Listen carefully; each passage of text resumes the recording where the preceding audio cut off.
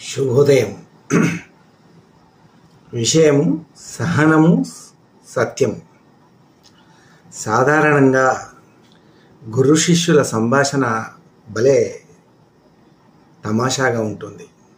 వారి బంధం మనము చెప్పడానికి వీలు లేకుండా ఉంటుంది. నిజంగా గురు శిష్యుల సంబంధాన్ని మనం అది చూడాలే కానీ ఎన్నో తెలియని విషయాలు మనకు తెలుస్తూ ఉంటాయి. అదేవిధంగా ఒకరోజు గురు శిష్యుల సంభాషణ లోపల వారికి ఎదురైన సమస్యలను గురువుగారు తీర్చిన ఉదాంతమే ఈ విషయం. ఒకరోజు శిష్యుడు గురువుని అంటాడు, గురువుగారు, చాలామంది గురువుగారులను చూశాను నేను. వాళ్ళు ఎంతో కష్టపడుతూ ఉంటారు, వారు సుఖాలను అనుభవించరు. ఎందుకని? దానికి కారణం ఏంటి అని ఆయన గురువుగారిని అడిగాడు. అంతేకాకుండా తనలో తను ఈ విషయాన్ని గురించి ఆలోచిస్తూ ఉండేవాడు. ఒకరోజు అతనికి ఒక సంఘటన తటస్థించింది. తన గురువుగారి ఆశ్రమం అంతా అగ్నికి ఆహుతి అయిపోయింది. అప్పుడు ఆ శిష్యుడు గురువుగారిని అన్నారు, మీరు ఎవరైతే సత్యాన్ని ధర్మాన్ని ఆచరిస్తారో వారికి ఎటువంటి అపాయం జరగదు కదా అని మీరు మాకు బోధిస్తూ ఉంటారు.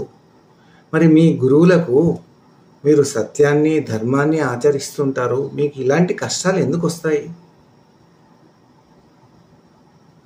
చెప్పండి గురువుగారు అని శిష్యుడు అంటాడు. గురువుగారు నవ్వుతూ, నాయన, ఇవి కష్టాలు కాదు, ప్రకృతి మమ్మలను పరీక్షించడానికి చేసే సత్యాన్వేషణకు మా సహనానికి చేసే పరీక్షలు. మరి గురువుగారు, చరిత్రలో ఎంతోమంది గురువులు, సోక్రటీసే కానీ, తులసీదాసే కానీ, కబీరే కానీ, శ్రీరామచంద్రుడే కానీ, శ్రీకృష్ణుడే కానీ, ఎంతోమంది పోతనామాత్యులే కానీ ఎన్నో కష్టాలు పడ్డారు. వాళ్ళు ధర్మంగా జీవించారు. వాళ్ళు ఎందుకు కష్టపడ్డారు? వాళ్ళకు సుఖాలు ఎందుకు లేవు? నాయన, ఎవరైతే ఈ భౌతిక ఆనందాన్ని కోరుకుంటారో వాళ్లకు సత్యాన్వేషణ గురించి మరియు సహనం గురించి వారికి అర్థం కాదు. ఎవరైతే సహనంగా ఉంటారో వారికి సత్యాన్వేషణ తొందరగా అర్థమవుతుంది. ఎవరైతే సహనంగా ఉండరో వారికి సత్యాన్వేషణ లభించదు. అదే ప్రకృతి గురువులకు తపస్సు ద్వారా సంక్రమిస్తుంది, సాధన ద్వారా సంక్రమిస్తుంది అని గురువుగారు సమాధానం ఇచ్చారు. శ్రీకృష్ణుడు చూడండి, భగవానుడు, ఆయనే మనకు జగద్గురువులు. ఎన్ని కష్టాలు పడ్డాడు చూడండి. తన కోసం ఏ సుఖాన్ని కోరుకోకుండా అంతా ప్రజల కోసము, తన రాజ్యం కోసము, ధర్మం కోసము మరి పోరాడి చివరకు తాను ఒక బోయవాడి బాణంతో చనిపోయాడు.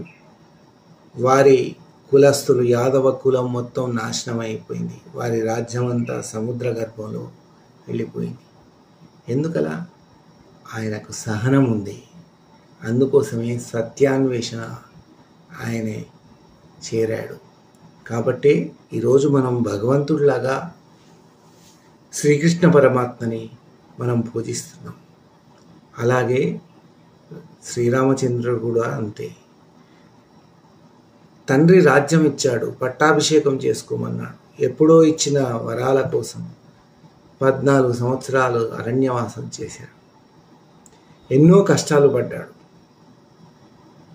అయినా కూడా మరి చివరకు వచ్చి పట్టాభిషేకం చేసుకున్న తర్వాత ఇప్పటికీ ఇన్ని యుగాలు గడిచినా కూడా శ్రీరామచంద్రుణ్ణి ఒక భగవంతుడిగా, ఒక గురువుగా మనం భావిస్తాం. ఎందుకు? ఆయనలో సహనము ఉంది కాబట్టే సత్యాన్వేషణ ఆయనకు సులువుగా లభించింది. అదేవిధంగా కబీరు కానీ, తులసీదాస్ కానీ, పోతన కానీ, సోక్రటీస్ కానీ వీరి చరిత్రలు, అంతేకాకుండా వివేకానందుడు, రామకృష్ణ పరమహంస, నవీన కాలంలో మనకు డాక్టర్ అబ్దుల్ కలాం గారి జీవితం కూడా చాలా కష్టంగానే గడిచింది. చివరకు వాళ్ళు ఒక మహాత్ములుగా మిగిలిపోయారు. సహనంతో ప్రతి కష్టాన్ని వాళ్ళు అది ఆనందంగా భావించి వాటిని ఎదుర్కొని ఈరోజు మనందరికీ గురువులుగా, పూజ్యనీయులుగా మారారు.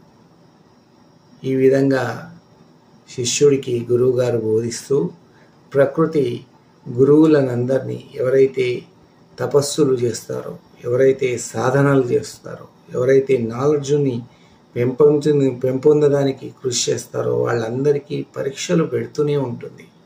ఆ పరీక్షలన్నింటినీ అధిగమించి సహనంతో, ఒకసారి కష్టం వచ్చినా ఆ కష్టాన్ని అధిగమించి సహనంతో మళ్ళీ ఆ కష్టాన్ని ఎదుర్కొని సత్యాన్వేషణ చేసి చివరకు సక్సెస్ అవుతాడు. కాబట్టి గురువు చాలా గొప్పవాడు. గురువుకు మించిన దైవం ఎవరూ లేరు అని ఆ గురువుగారు ఆ శిష్యుడికి చెప్తాడు. వెంటనే ఆ శిష్యుడు ఆ గురువుగారి పాదాలకు సాష్టాంగ నమస్కారాలు చేసి ఆ గురువుగారిని పూజిస్తాడు. ఈ వీడియో మీకు నచ్చినట్లయితే లైక్ చేయండి, షేర్ చేయండి, సబ్స్క్రైబ్ చేయండి. ధన్యవాదాలు.